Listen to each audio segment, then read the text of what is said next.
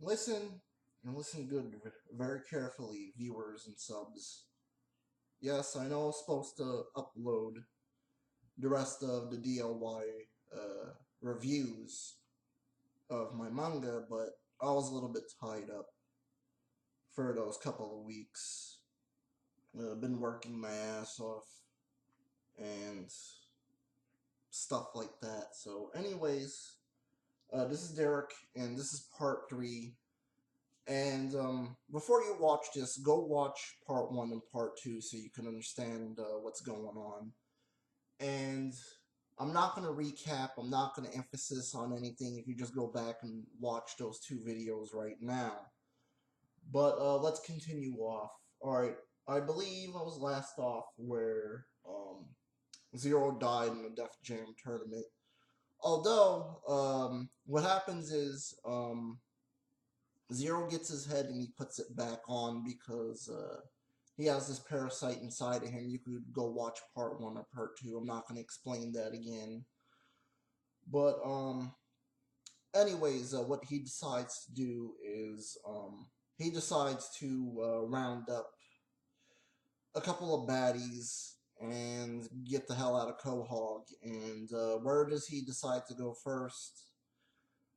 He decides to go to Darkseid, and Darkseid is like, no, I gotta get Superman, and I gotta get the rest of the Justice League and all that.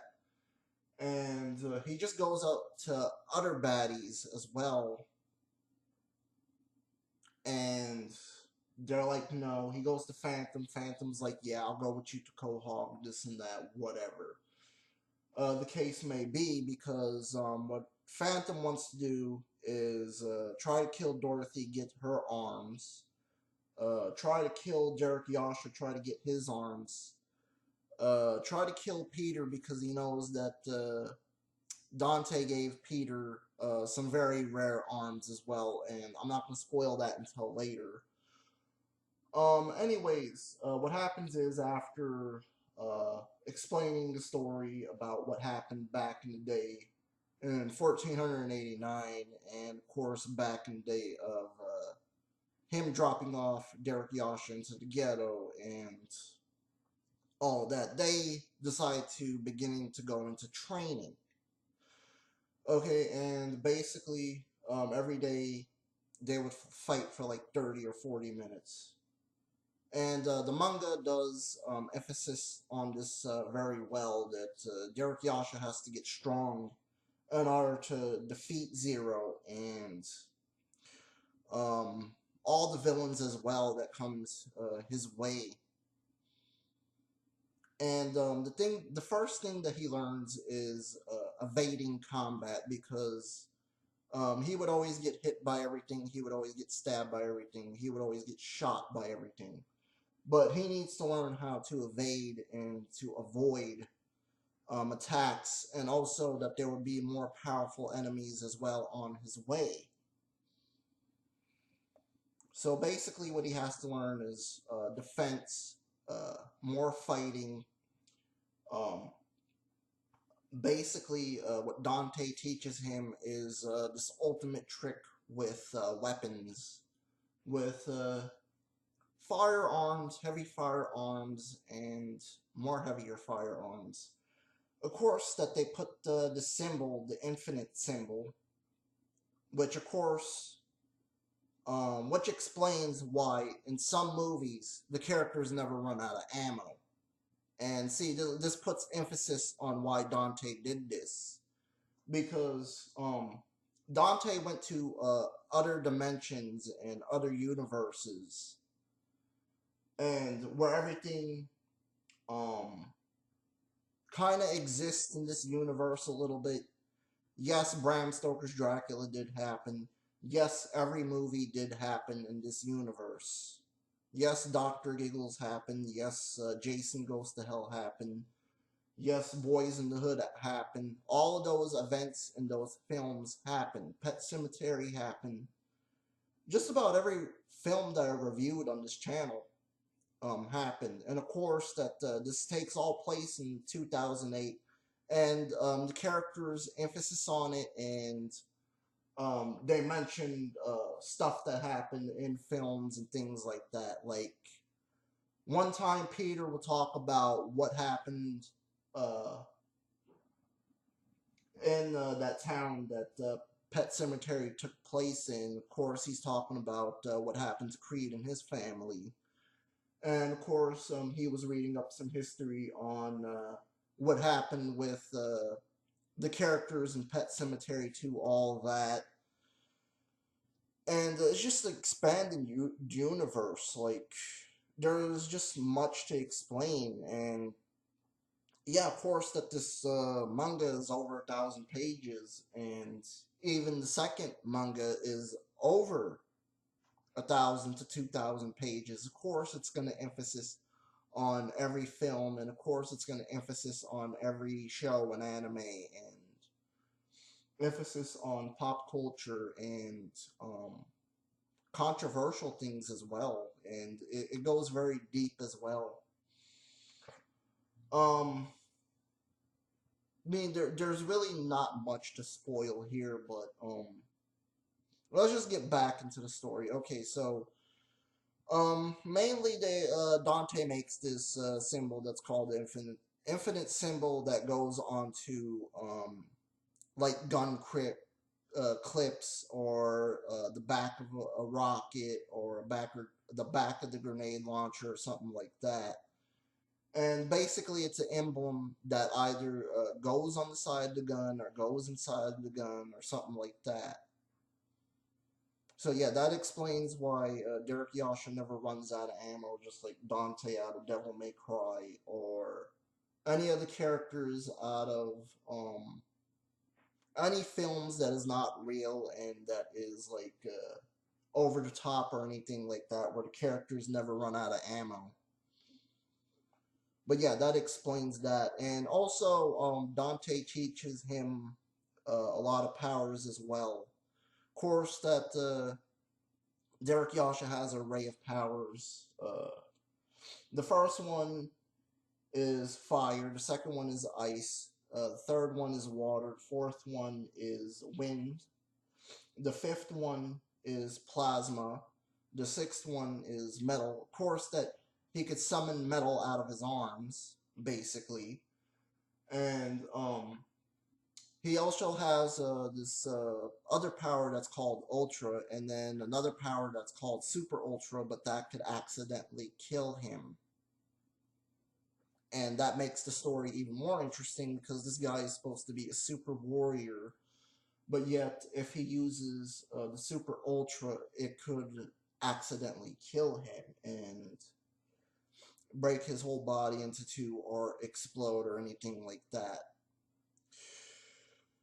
So yeah, basically, um, Dante just tells him, uh, there's a lot coming your way, man. You gotta be prepared. You gotta be ready. I'm gonna give you all these arms, and you gotta be ready for the chess pieces too. The chess pieces is coming on the way to Quahog, and Jax is not gonna be able to stop them. And of course, what happens there? Of course, Phantom tries to get into Quahog. He eventually does, and of course that Zero and Phantom makes plans. Of course that they hire a couple of goons and uh, the chess pieces aside, and new and stronger chess pieces as well. And at the same time, they are a lot more stronger than the chess pieces in the original Mar manga and the original anime. They're a lot more stronger than those chess pieces. But basically, they can't be defeated by arms. They have to be defeated by something else. And basically, because they're already dead, but they came back from the dead because Zero did some kind of messed up thing where he summoned them from the dead, and it was all Dorothy's opponents that she fought. So yeah, mainly the ones that she killed all comes back. Uh, all the chess pieces that she killed in the war games, all the chess pieces that she killed on the quest to find more arms. Sorry about my computer freaking out. So yeah, all those chess pieces comes back, and Derek Yasha's got to fight all of them, and the only way that he can defeat them is if he uses the super attacks, mainly just like a mix of fire and ice, or a mixture of plasma and metal, or anything like that. Because basically, when you're dealing with a manga that's just like Akira and a mixture of all these films and cartoons and basically all that, and of course it's a serious tone and over the top at the same time. Of course, you're gonna have to have a part like that. That these super chess pieces have to be beaten by something else, because I'm just gonna be honest with you right now. The whole thing in Mar where they just kept on using the arms over and over again kind of got old a little bit, and I just wanted to do something new with that. So yeah. Anyways, on the way, um, Obi decides to come to Quahog, and basically, what happens is he goes into a coma after facing one of the bad guys that killed Derek Yasha in the ghetto, but not really. I'll explain that later. But what happens is, of course, the only reason why he wants to be summoned there is to see if Derek Yasha is okay. But here's the thing, though. When he's in that coma, he turns into an alligator. Um, Anamorphic alligator to be exact, not the one from Sonic, not what's his name, not that kind of alligator, no, but an alligator that looks similar to Killer Croc but has like a crocodile head, but like with a body like that. But just picture alligator with like a big muscular body and like a fucking powerhouse. Yeah, so anyways, he comes there, he becomes a part of the team, Team DLY. And of course, because he's not really that all strong enough, he's only there for a couple of days. And what happens is, of course, he decides to fight along with Derek, Dorothy, and Peter and Dante. And of course, they fight some very strong villains that want a lot of power, and they want this power to destroy the whole world and to destroy everything in it. And of course, Obi tries to attack them. Derek Yasha tries to stop Obi from attacking them, and Obi gets blown into bits and bits of pieces, into little chunks. And yeah, he wins the first couple of fights, of course, but not like the 10th or 15th fight, no, because he dies in the 15th fight, and of course, he's only been there for like a couple of days, and you gotta really think about it.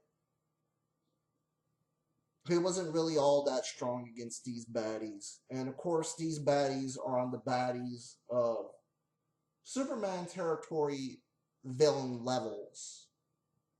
Like, they can only be defeated by superpowers. They can't be defeated by powerhouse people. And the only people that could really attack is Derek and his uncle Dante. So in the process, of course, um, James and his companion, his woman partner, Kimmy, decide, of course, to kill Dante. And Derek Yasha just takes this shit very seriously. He gets pissed off. Dorothy's just trying to stop him from trying to get into the battle, even though that he's not strong enough yet. And of course, it cuts to a flashback of Dante telling him, no matter what, you have to be strong. If you see me dying, you have to be strong. You have to have um, a lot of confidence and a lot of willpower and a lot of power to take down these baddies as well. And in the process, of course, um, he does his power attacks. He does trying to shoot at them, trying to use his swords, all his weapons. Nothing seems to work except the ultra attack. And he's trying all the ultra attacks, of course, mixing attacks and different attacks as well. And yeah, of course, he does defeat them. And after that, he's beating shit, he's punching shit. Um, he's just punching the walls, whatever. He's crying, he's doing Dorothy's hugging him. Peter's trying to comfort him. And of course, the next day at the funeral, of course, and everybody's sad. Everybody's just like, why did this guy have to die? He was so good of a guy, and this guy toughened up his nephew and made him into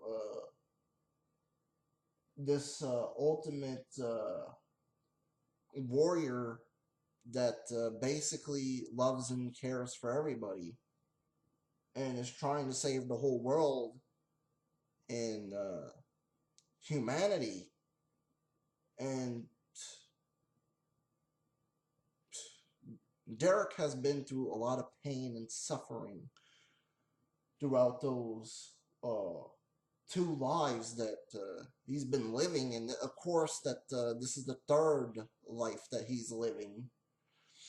And of course, in this third life, it's like whenever he gets stabbed or cut or on the verge of almost dying, it's like he doesn't even care anymore, and he doesn't scream, he doesn't like grunt in pain or anything. He just takes it because how much pain he's been through in his past.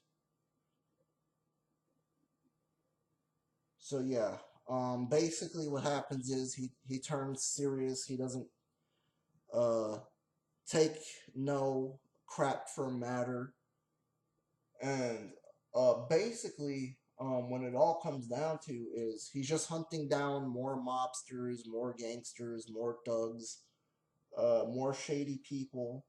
Um, he's hunting down villains from Star Wars. He's hunting down many upon many villains from action movies or horror films or comedies or anything like that, dramas, or any villains from cartoons or shows or anime, like like that.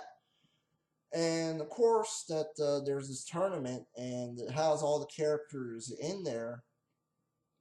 And of course, what are they trying to win for? For money and for the ultimate power. That if you drink it, it could give you the ultimate powers. And basically, everybody's there from films, cartoons, animes, comic books, you name it, man. All them is there.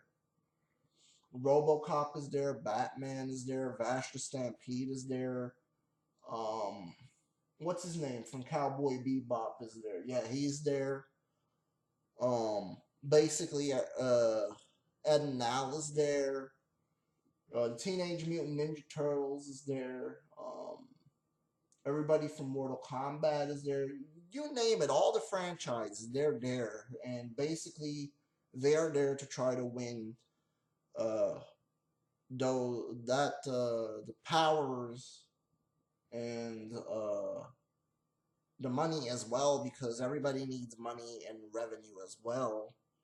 And especially in this universe, if you need to buy better equipment and better items as well. And of course, there is one messed up part where Derrick wakes up in the nut house, and of course, homage to Darkness and Alice in Wonderland returns. Everything is messed up, and of course, it was just all a dream, a nightmare, whatever. Who cares? And everything goes down. Um, what happens is Derrick can't use arms yet, and of course he has to have the arm chopper to use it. And of course, who trains him? Dorothy, of course. She trains him how to use arm chakra, whatever, and yada yada yada. Who cares? On this point, um, just a lot of stuff happens in the story, man. I just want you to know. And another thing is,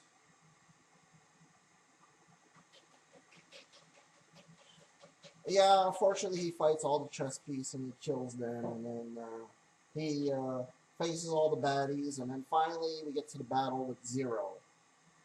And kind of a reminder of Mar Volume 15, where she says, "This is only my fight." He says, "This is only my fight." So, of course, this takes place in um, like a factory lab. So, of course, there's corridors, and Peter and Dorothy get locked out, of course, because he locks them out.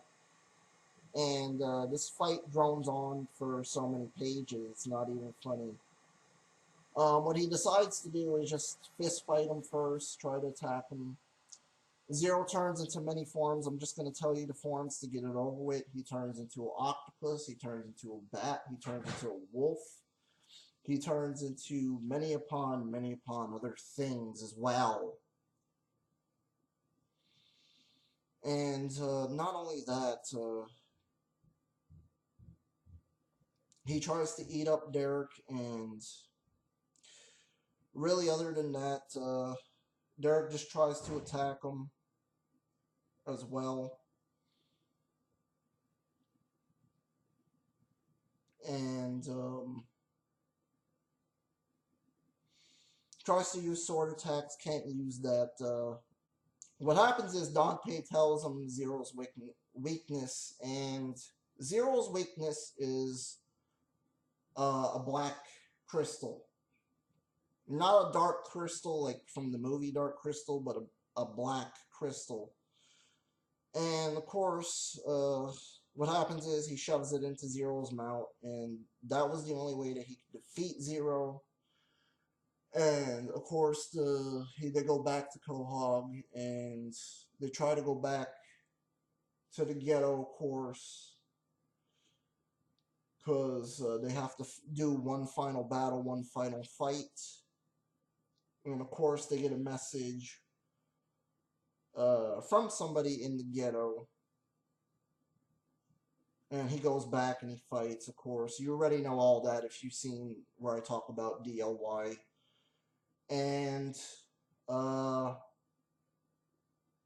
there's three endings to this. Of course, the death of Superman ending, where Derek Yasha dies, and of course everybody's crying and everybody's sad, and then after that everybody tries to go on with their lives. Of course, the second ending, the happy ending, where everybody's fine and dandy and everything's okay, but the fights continue on. And of course, Derek is regarded as a true superhero. And not only that, the third ending, where Peter and Derek face uh, their foes, the cow and the chicken. And that's about a 30-minute fight as well. And they have to team up to basically defeat the cow and the chicken. So, anyways, with that, yeah, I know this was not a perfect review. This was kind of a little bit of an in-depth review, and it kind of got ruined a little bit by somebody because they came in here and they was making coffee or whatever. It was a ghost probably, but who really cares? Other than that, I tried to give you a really good in-depth review, and I tried my very best, and I am out. Peace.